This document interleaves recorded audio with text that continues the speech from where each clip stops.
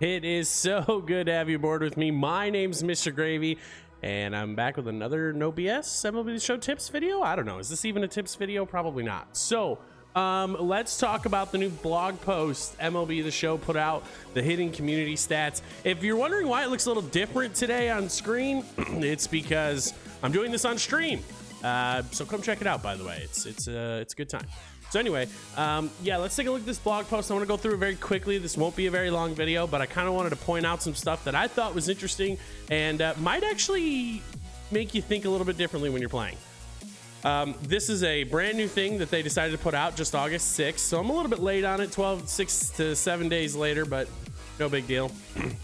It kind of goes through some of the stuff like overall hitting totals, total swings. We're going to be looking at a couple of things. One thing I thought that was really interesting that I'd kind of like to just hit right away is the runs per game mode. So when you take a look at the offline postseason mode, people are scoring almost 11 runs a game. Franchise mode's almost 10 runs a game. Road to the Show's almost 9. And then really what happens is custom leagues is the highest online runs per game. And if you've played any custom leagues this year at all, you can definitely tell the hitting for that feels a little different, almost like first week of MLB The Show hitting, where things really flew off the bat. So that sort of makes sense for me, but it's still pretty interesting. The highest number of runs scored in online play is custom leagues, and then after that's Play Now, which is another offline game mode, Play vs CPU, and then you've got Play vs Friends at 5.9. Ranked seasons, though, and this is where things kind of get interesting, the average amount of runs scored per ranked seasons right now is 4.5 runs per game. So if you're one of those guys and you're wondering, like, why can't I score any runs? Well, just realize that nobody's scoring any runs, like, at all. So I find that to be really intriguing. If you head down here to the exit velocity, which is probably the most important thing you can look at, this is telling you about your PCI placement. So on average, the line drive exit velocity is at 95.1. It's the highest in the game, which is when you square your PCI middle. So that's a dead center PCI shot. The average exit velocity is going to be highest there. Medium fly ball, which is just a half tick above the middle part of your PCI, is at 93.7, so that's pretty close. And then hard grounder, which is one tick below middle, is at 93. And then it's a major drop off from that. If you hit the top part of the PCI, you're only looking at about an 80 to 82 mile an hour average exit velocity, which really isn't that great. And then anything lower than just kind of, if you start hitting the bottom part of your PCI, you really fall off the table with a 78, 68, and it goes down and down and down. So what does that tell you as a hitter? Well, basically hitting middle of the PCI is the best possible thing you can do.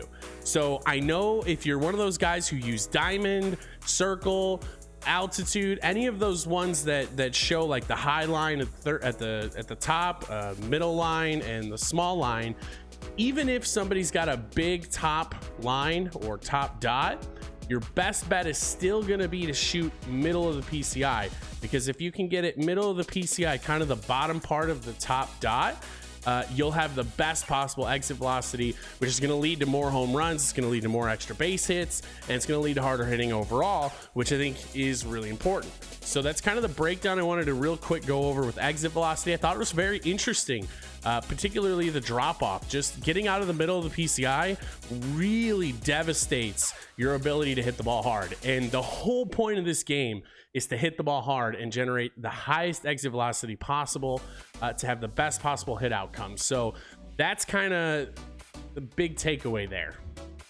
If we look at timing, which is the next part of it, perfect timing, the average exit velocity was 107 miles per hour. That's insane, because the drop off from that is 17 miles an hour difference. And so what that's really telling you is if you're not perfecting the ball all the time, then you better damn well be in the middle of your PCI, because if you're not, you're gonna have a really hard time scoring runs and hitting the ball hard. After that, if you're just early, you're looking at about 83, just late 80, early obviously, and everything keeps going down from there. I love that they included bunt exit velocity at 32 miles an hour. If you look at this, I thought this was interesting. Perfect by hit type. So this is every perfect in the game so far, what the average was of the type of hit people were getting from it. An interesting number here is 17.5% is ground balls. It's happened 4.5 million times. Line drives and fly balls make up the majority of it, which is good. Those are likely going to be home runs or doubles. That's kind of what you want to see there. But I just thought it was interesting that it wasn't so clear cut all the way through. So when you look at the online versus offline hitting, there's a huge discrepancy this year so far in average.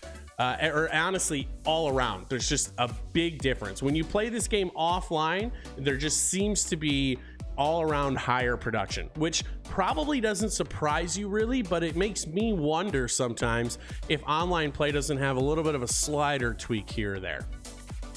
So let's take a quick look at that. I'm really not going to focus too much on rookie or veteran.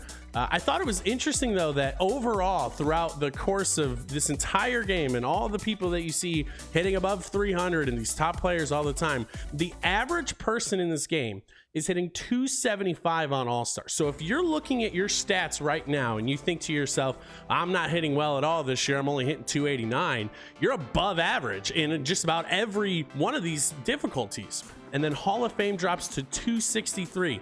But here's where the big gap comes from, because a lot of people think the gap between All-Star and Hall of Fame is huge. But if you just take a look at the averages alone, yes, there's a difference, but I mean, you're still above 250, which is you're still above 1 for 4.